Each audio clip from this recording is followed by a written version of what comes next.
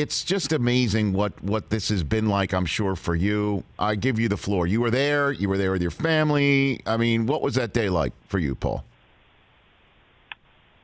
Well, I mean, it was very, thrilling and emotional and incredible. I was there with my son, who is a diehard. I mean, a true diehard in that way that he's 15, but he's been rooting for this team and has been a Chiefs fanatic since he discovered football, and he was probably about 6 or 7 years old, and it's his life. And so I got to kind of experience it as a lifelong fan of the team, but then really as a dad with a kid who, when you're a kid and you root for a team, when your team does really, really well, I just to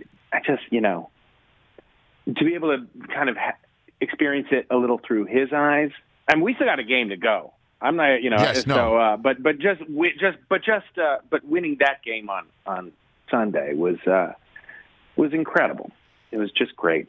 I know you got a game to go, but still, as you know, I'm a Jet fan, and your team just ended a long drought from Super Bowl IV. Mine's 1 year older, Paul, and that's right. So I would love to have that one day and just talk about there's still one more to go. Oh my gosh. Yeah, I know. I get, it's not but it's you realize like, oh yeah, no, they're cyclical.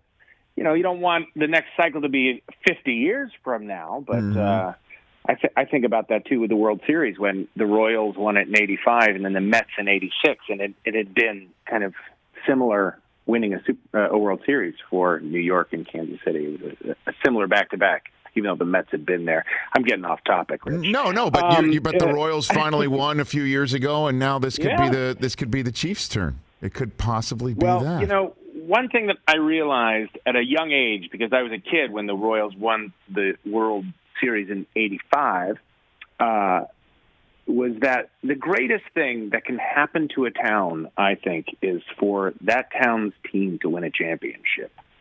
And Kansas City is a Chiefs town. I mean, it's crazy. And, that town supports this team through thick and thin. And the feeling of excitement, and it has been this way for a while, due in no small part to Patrick Mahomes, but, the entire team and the entire town knows players that most of the mainstream media or, most football fans might not know. They can tell you about Pennell. They can tell you all about Dan Sorensen, and it's like they love the team. We're all monitoring Chris Jones and his calf.